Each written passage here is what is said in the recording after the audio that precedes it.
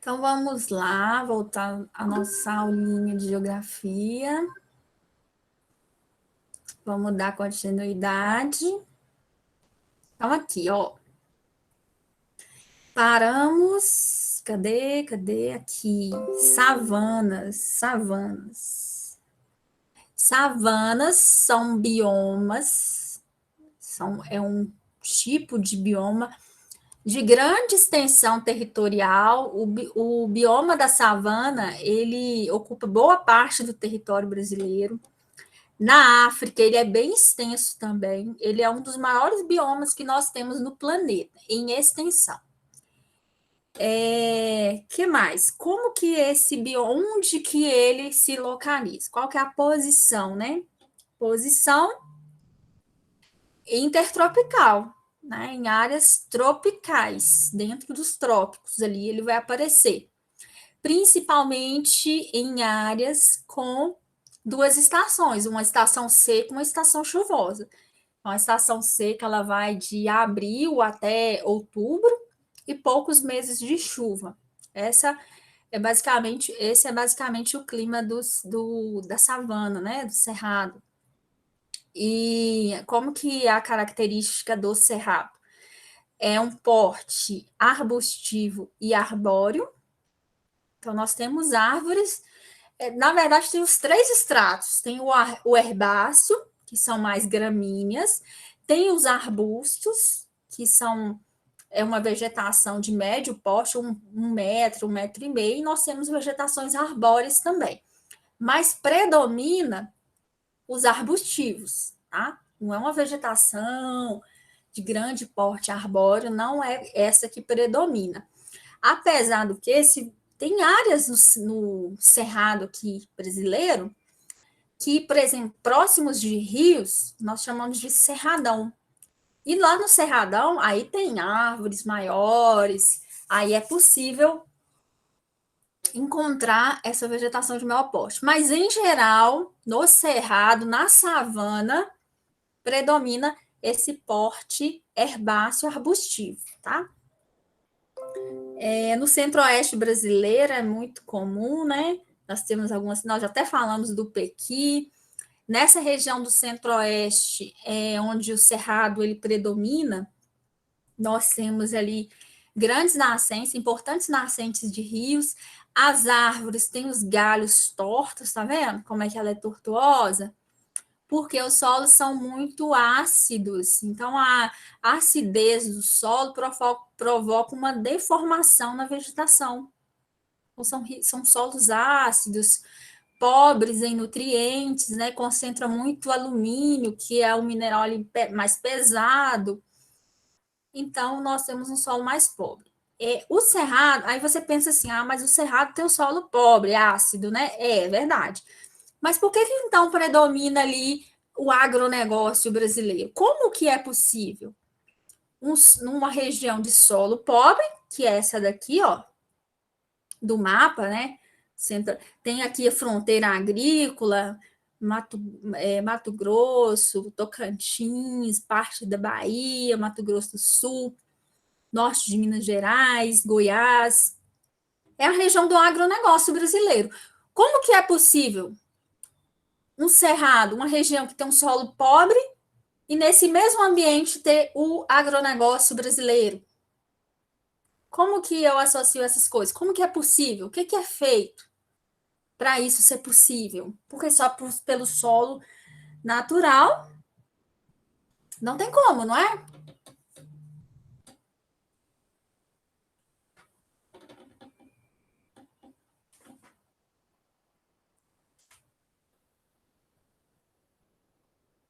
Nessa região, tá bom, vou responder. Eu perguntei e eu mesma vou responder.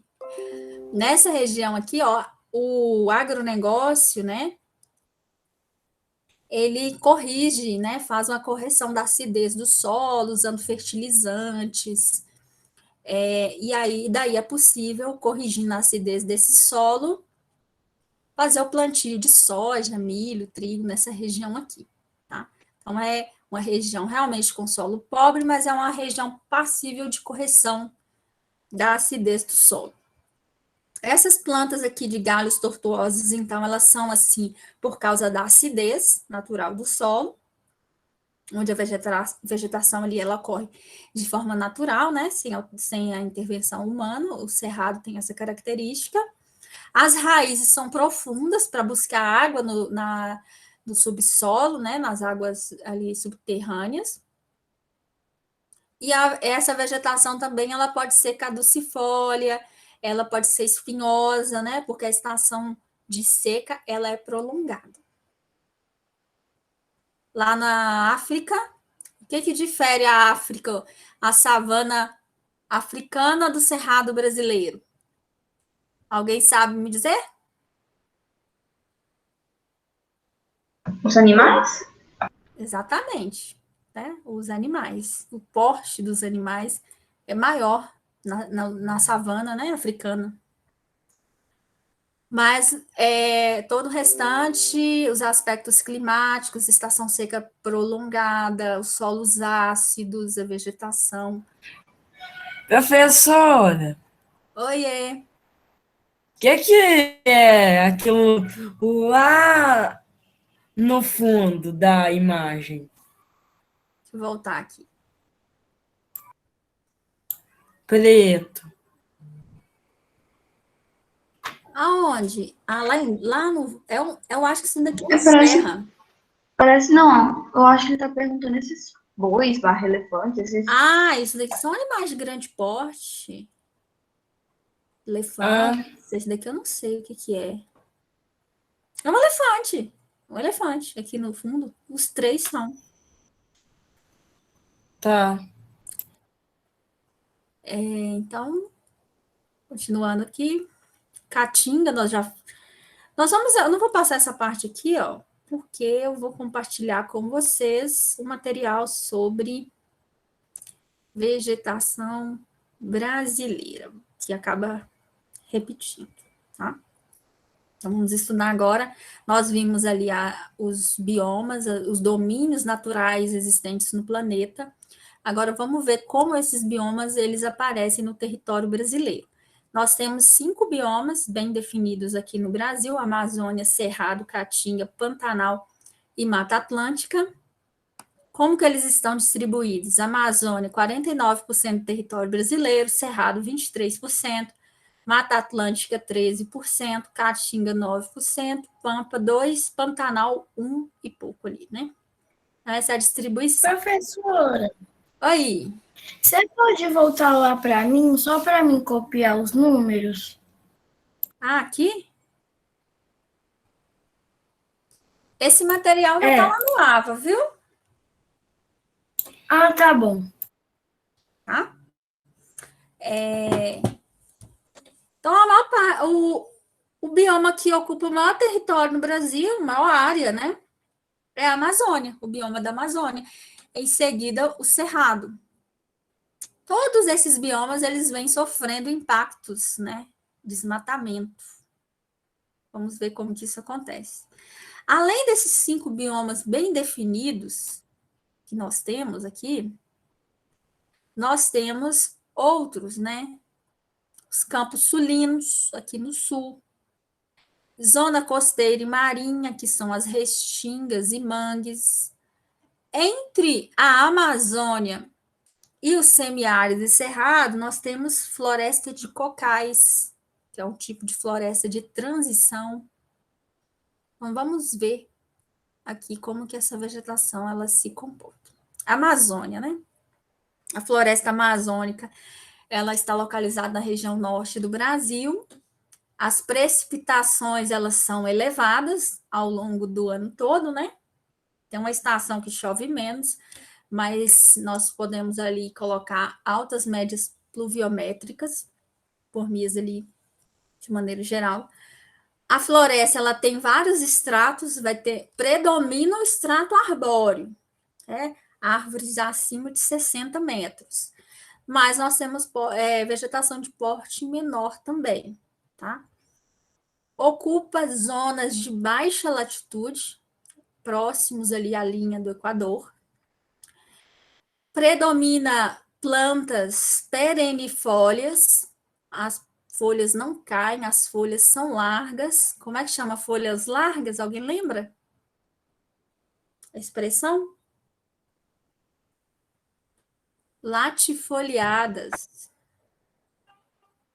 Folhas latifoliadas, são sempre verdes. Lá no chão da floresta, né? Se você tá lá dentro da floresta, pouca luz entra lá no solo, porque as árvores ali, elas acabam impedindo a entrada de luz, né? Professora, Oi, a folha late o quê? latifoliada. Ela tem alguma ligação com latifúndio? Porque latifúndio seriam grandes extensões de terra, mais ou menos.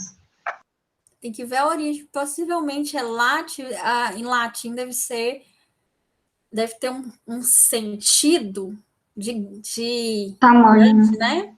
Mas eu não sei assim a origem da palavra, mas pode ser, né? Na origem late pode ser isso, né? Folheadas, folhas largas. Latifúndio, terras extensas, né? Grandes extensões de terra.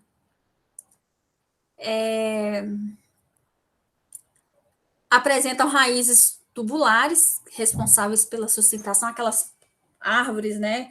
Que as raízes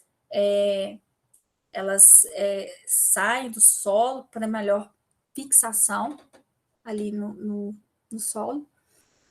São abundantes em diversidade, em várias espécies, né?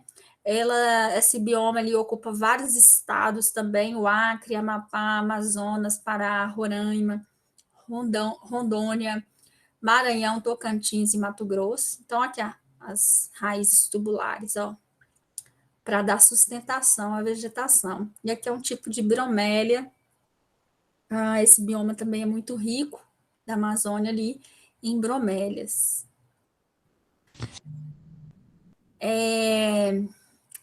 Existe grande biodiversidade, não só em espécies vegetais, mas animais também.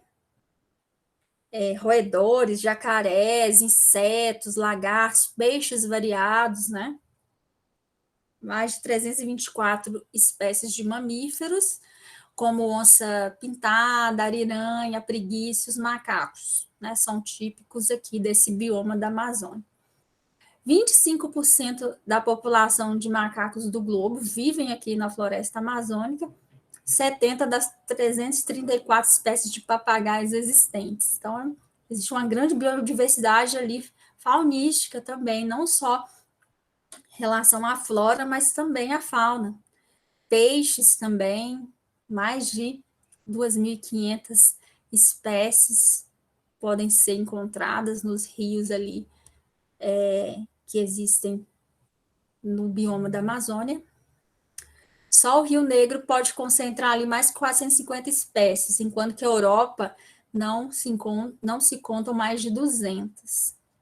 Em toda a Europa, aproximadamente 200. Somente no Rio Negro, 450 espécies. Muita coisa, né? Não está aqui nesse material, mas a floresta amazônica, ela apresenta em vários estratos, nós temos a mata de terra firme, porque nós sabemos que a região da Amazônia, ela é bem drenada, né? Existem importantes cursos d'água ali, não somente o rio Amazonas, mas seus afluentes, né? Rio Negro, Rio Madeira, Rio Solimões, vários rios e afluentes do rio Amazonas. Então, a região da Amazônia, como um todo, ela é bem drenada, é rica em recursos hídricos. E, no meio desses recursos hídricos, nós temos o bioma, a floresta amazônica, né? Essa floresta amazônica, ela não é idêntica em todos os lugares, né? Existem algumas áreas onde o rio, ele nunca chega, porque o rio tem o regime, né? O regime de vazante e o regime de estiagem. Quando o regime de vazante, né, das cheias, o rio aumenta ali o seu nível. E as espécies, né, existem florestas ali, florestas de várzea, por exemplo, os que são higrófitas, adaptadas à umidade, a essa inundação natural do rio. E já tem aquela floresta que nunca é atingida por esse rio, que é a mata de terra firme, né? Então, nós temos essa variação ali em relação à floresta amazônica. Tem uma parte que é de terra firme e tem uma parte da floresta que é constantemente inundada. Por quê? Porque o regime hídrico ali varia entre vazante, inundação e estiagem. Então, a vegetação em volta, ela vai se adaptar a isso aí também. Cerrado, que é a savana, né? Semelhante à savana africana. Nós já vimos que é um clima quente, porque são o cerrado, as savanas, elas somente se desenvolvem em áreas tropicais. Nós temos um verão chuvoso e um período de seca prolongado. Os solos, eles são pobres, profundos, ácidos, né? Nós vimos isso aqui anteriormente. Por isso que nós temos os galhos retorcidos, por causa da acidez, e as raízes profundas, para que essas espécies do cerrado consigam ali atingir o lençol freático e captar água durante a estação seca. Aqui, ó. Predominam ali espécies herbáceas e arbustivas, né? Tá vendo aqui? Ó, uma espécie, olha lá, galhos tortos, e uma vegetação que ela não é muito densa como a floresta amazônica, né? É uma floresta mais esparsa, né? As espécies, elas estão esparçadas no espaço geográfico. Então, nós temos essa característica ali do cerrado. Algumas partes do cerrado, como eu falei, existe uma floresta mais densa dentro do cerrado, mas não é em todo o cerrado, em áreas específicas, principalmente nas próximas ali de cursos d'água, né? Matas ciliares, ali nós encontramos o cerradão. Cerradão. Professora, Sim, aqui em Minas Gerais predomina cerrado? não. Aqui, ó, Minas Gerais tem um território muito grande, muito extenso, né? Então, aqui em Minas Gerais, nós vamos ter uma diversidade de biomas. Olha ali. Aqui, ó, naturalmente, né, se não existisse ali o homem, olha aqui, teria cerrado boa parte de Minas, tá vendo? Originalmente. Então, teria o leste, a porção oeste de Minas, o Triângulo Mineiro, parte do norte de Minas, seria cerrado. Hoje, como que ele está? Muito degradado, muito desmatado, né? Principalmente para o cultivo de soja. Então, nós temos alguns remanescentes de vegetação nativa de cerrado em Minas Gerais, mas bem pouco. Naturalmente, um quarto do território, né, um terço do território de Minas, cerrado. Mas aqui mais próximo ao sudeste, à região sudeste aqui de Minas, nós temos uma vegetação mais próxima aqui de São Paulo, Rio de Janeiro, Mata Atlântica, tá? No alto da Serra de Cipó é o quê? A Serra do Cipó já está em direção ali para o Cerrado. Sete Lagoas, alguém já foi em Sete Lagoas? Sete Lagoas, Diamantina. Diamantina já. Em direção ali à região central de Minas, caminhando ali, ó, Lagoa Santa, daí você pega ali a BR-040 e vai pegando ali as cidades que vão mais para o centro-norte de Minas, já é o Cerrado. Inclusive, Sete Lagoas, por exemplo, que é logo depois ali de Lagoa Santa, é possível encontrar plantações de pequi, né, que é uma vegetação típica de cerrado. Então, o que predominou originalmente em Minas Gerais? Cerrado e Mata Atlântica, só que a Mata Atlântica aqui ela é muito degradada, né? A mata. Aí nós temos campos de altitude, mas a floresta, a Mata Atlântica mesmo, resta pouca vegetação nativa. Então, nós temos aqui essas características aí. Essa Mata Atlântica não seria só no litoral? Não, a Mata Atlântica, ela alcança ali essa região aqui de São Paulo, Rio de Janeiro, próximo da costa realmente, né? Só que ela consegue adentrar um pouco mais. E daqui no sul de Minas Gerais, tá vendo? Nós temos ainda alguns resquícios de Mata Atlântica ainda hoje. Então, ela consegue chegar em parte de Minas Gerais. Daí nós temos aqui, nós vimos isso em relevo, né? O relevo de Minas Gerais é muito serrano, né? Predomina altas altitudes. Então, vai ser uma floresta mais adaptada a uma altitude mais elevada, vai ser mais campos, vai ser uma vegetação mais de porte ali, arbóreo e arbustivo.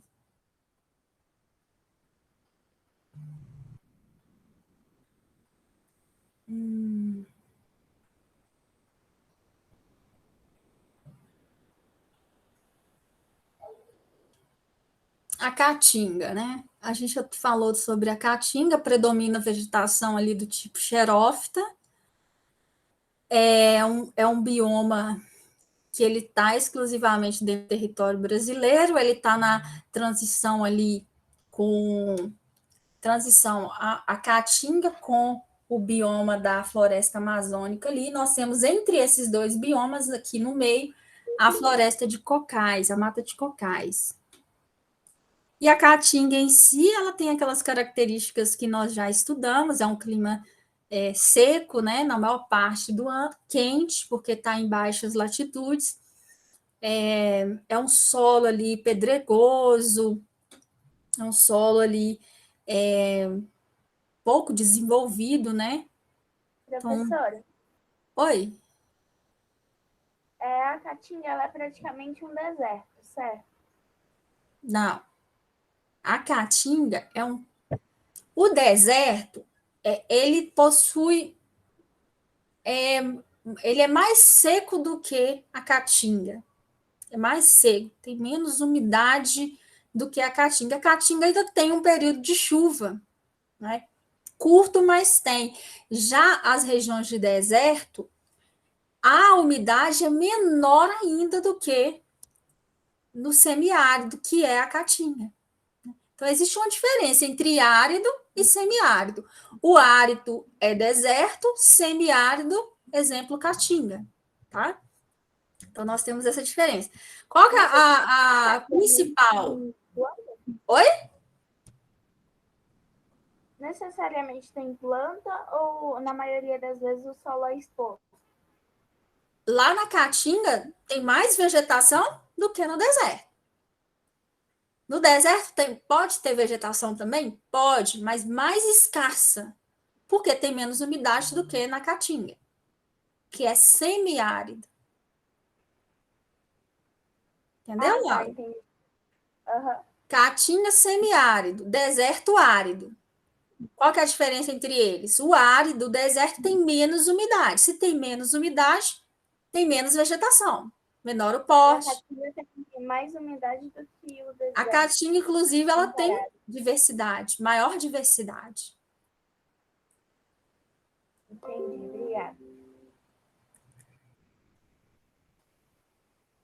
Olha aqui, olha a Caatinga durante a estação, a época chuvosa. Então, na Caatinga, no semiárido, nós temos uma estação pequena, chuvosa, né? Nós temos várias espécies, né? Aroeira, umbu, mandacaru, juazeiro. Então, nós temos essas espécies ali que, durante a estação chuvosa, vai se desenvolver. E em diversidade, né? A característica dessas plantas nós já vimos, são xerófitas, são plantas adaptadas à escassez de umidade, são plantas suculentas, né? Elas armazenam água ali, na sua estrutura e as folhas geralmente são espinhosas para dificultar a perda de umidade. Lá no semiárido, né? Como o regime de chuva ele é curto, o período chuvoso, nós vamos encontrar lá na Caatinga, no semiárido, rios intermitentes. Nós vamos estudar isso, né? Vocês vão estudar com a professora Lília. Mas o que são rios intermitentes? São rios que somente aparecem durante a estação chuvosa. Ele seca durante a estação, né? Mais seca, né? Ele não vai existir, ele só vai existir durante a estação chuvosa, depois ele some. Aqui, ó, nessa imagem, isso daqui é um rio intermitente, é um rio seco, tá vendo? É o percurso do rio durante a estação chuvosa. Mas na maior parte do ano, na época de estiagem, ele não existe. Ele só existe durante a estação seca.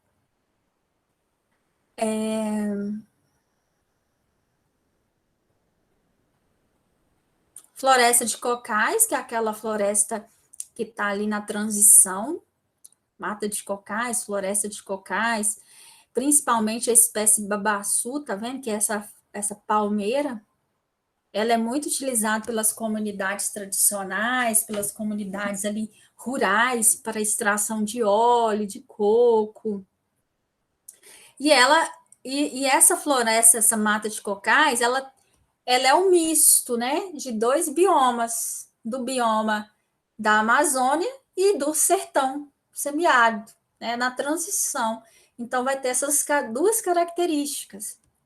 Não vai ser uma floresta, né, frondosa como a floresta amazônica, nem vai ser aquela aridez do semiárido. Vai ser um misto desses dois biomas. Inclusive, a Natura, né, aquela marca de cosméticos, tem uma parceria com as comunidades dessa região aqui, ó, para a produção de cosméticos. Então, retira-se aqui alguns óleos, alguns recursos naturais para a produção de cosméticos, né, em parceria com as comunidades. É uma produção sustentável porque não precisa retirar a palmeira para extrair o recurso, né? Então, as comunidades locais, eles retiram o excedente. Então, por isso é considerada ali uma atividade econômica sustentável. Pantanal. Até que horas que vai nossa aula? 11h45. 11h45. O Pantanal é uma área ali de planície, nós vimos isso quando nós estudamos relevo, é uma área rebaixada, né? A bacia do Pantanal é uma área rebaixada, e por essa bacia sedimentar, ela não está completamente preenchida de sedimentos, na estação chuvosa, ela vai inundar. Por isso que tem essas características, né? Bem marcantes de um ambiente úmido, com piscinas naturais. E esse bioma, ele é muito biodiverso. Ele encontra-se ali na região do Mato Grosso do Sul do Mato Grosso, uma pequena parte também na Bolívia, no Paraguai. Então, nós temos ali rios importantes que drenam essa região, né? A cabeceira do rio Paraguai. Então, nós temos rios que vão drenar essa região, e está numa área tropical, logicamente, né? E em função do calor, umidade, e por essas características ali naturais de vazão dos rios e período de estiagem, nós vamos ter ali uma grande biodiversidade associada. O clima é tropical semiúmido, período chuvoso, né, com altos índices pluviométricos, temperatura ali elevada. Essa região ali é drenada pelo rio Paraná e Paraguai, então a região ela possui rios importantes, e as temperaturas são elevadas, né? Próximo ali de Cuiabá pode alcançar até 40 graus. Olha aqui onde que está localizado o Pantanal, né? No sul do Mato Grosso e no norte do Mato Grosso do Sul. Essa região aqui, ela é o Pantanal. É um patrimônio da humanidade, porque existe uma grande biodiversidade, ela é protegida mundialmente, né, conhecido como patrimônio da humanidade, então existe uma proteção natural desse bioma ali. Existem ali várias espécies ameaçadas de extinção, a vida selvagem é muito comum aqui nessa região do Pantanal, grande diversidade também de peixes, por causa dessa riqueza ali dos cursos d'água, né? Animais ali variados também. Sucuri, o veado, o onça-pintada. Então, nós temos grandes, importantes espécies faunísticas associadas ao Pantanal. A floresta atlântica ou Mata Atlântica, como que a... Deixa eu ver se tem um mapa aqui. Aqui, ó. Olha aqui a Mata Atlântica, olha o mapa do Brasil. Ela vai lá desde o Rio Grande do Norte até o sul do país, principalmente no litoral, mas observe que aqui na região sul e sudeste, a floresta, a Mata Atlântica, ela avança para dentro do continente, né? Chegando aqui a ocupar boa parte aqui de Minas Gerais. E aqui na região, por exemplo, de São Paulo, Mato Grosso, Paraná, desculpa, São Paulo, Paraná, praticamente, originalmente, né? Toda ali constituída de Mata Atlântica. Grande biodiversidade faunística e florística, com várias espécies endêmicas ali, né, próprias dessa região.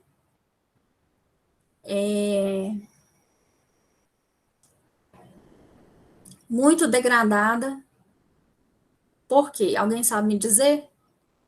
Qual que é a principal atividade que degradou o bioma da Mata Atlântica, que é o bioma mais degradado do Brasil, né? Em relação à floresta original, ao que nós temos hoje, qual que é a principal atividade? A ação antrópica. Sim, mas qual ação antrópica?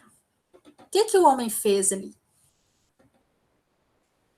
Exploração dos Exploração, tipo, De madeira? de madeira para fazer móveis, casas. Recursos. Sim, mas não só. Principalmente não foi essa. Mas isso colaborou também, mas não foi essa a principal. A caça de animais na fauna. Não. Observe aqui, gente. Olha o mapa aqui, o mapa do Brasil e a área ocupada pelo bioma. Exploração de minerais? Também, né? A gente pode associa. Para construir os prédios, porque está no litoral. Sim, olha aqui, não prédios, né? Mas olha, associa essa área com a ocupação histórica dessa área. Então, nós temos lá no norte, o primeiro, na verdade, o primeiro ciclo econômico foi o quê? Tem a ver com água? Pau-Brasil, não foi? Extração do pau-brasil, vocês lembram? Pau-Brasil foi o primeiro ciclo econômico. Os portugueses chegaram e começaram a extrair madeira do litoral. Começou ali. Beleza, mas não foi só isso, né? Posteriormente, lá no Nordeste, teve um importante ciclo econômico, foi o ciclo da cana-de-açúcar. Depois da cana-de-açúcar, nós tivemos o ciclo do ouro, aqui na região das Minas Gerais, Ouro Preto, Mariana, Tiradentes, Diamantina, toda essa região de mineração, ela ela está localizada, posicionada sobre o bioma original da Mata Atlântica. E no século XX, o que aconteceu? Tem a ver com os prédios ali, que a colega falou. Turismo. Mais ou menos. Cidades, gente. Cidades, a maior concentração. Né? Oi? A urbanização nas áreas naturais. Isso mesmo, Laura. Excelente. Nas áreas litorâneas e no sudeste brasileiro é onde nós temos a maior ocupação urbana do Brasil, né? Maior concentração de cidades, indústrias, atividades econômicas em geral, estão localizadas em cima do bioma da Mata Atlântica original. Então, nós temos um histórico que vai desde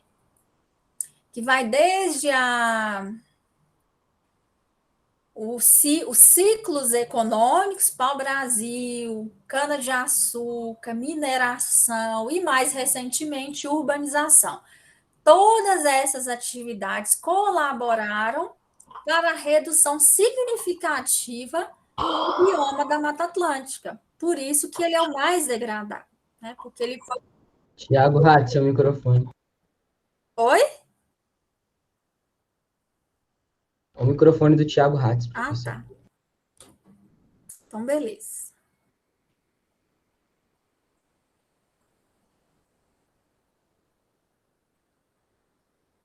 Restam apenas 8% da cobertura natural. Muito pouco, né, gente?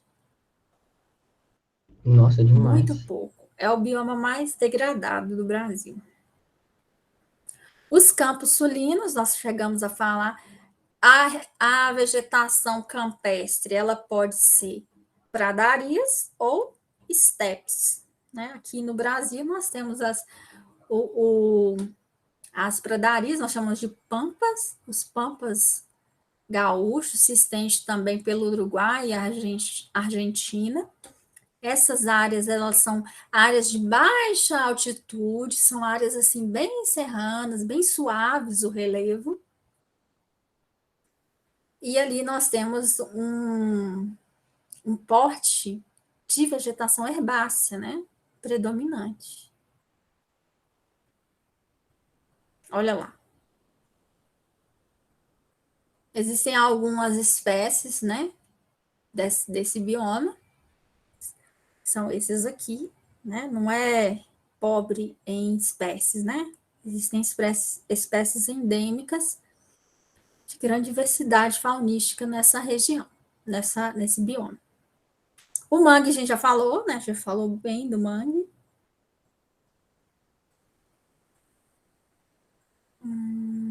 Floresta de araucárias. Qual que é a correspondência do domínio natural do planeta relacionado à mata de araucária?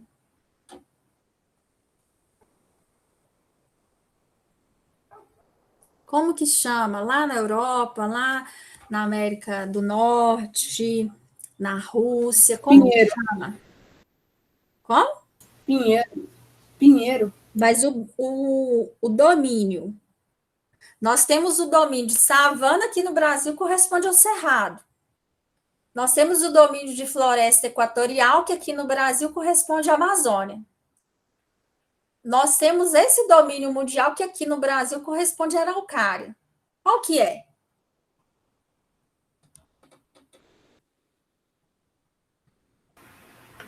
Floresta temperada. Não, A taiga? a taiga. Não é espécie de pinheiro? O pinheiro do Paraná, né? Pinheiro do Paraná, araucária. É uma espécie típica ali de regiões ali mais de altas latitudes, acima, né? Abaixo do trópico ali de Capricórnio e acima do trópico de Câncer, nós temos esse tipo de vegetação de pinheiros, que tem a folha cicofoliada, que ela é típica mais de climas mais frios.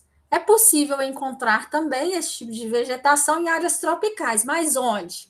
em áreas mais elevadas, né? A altitude ali vai reduzir a temperatura, favorecendo o surgimento desses pinheiros.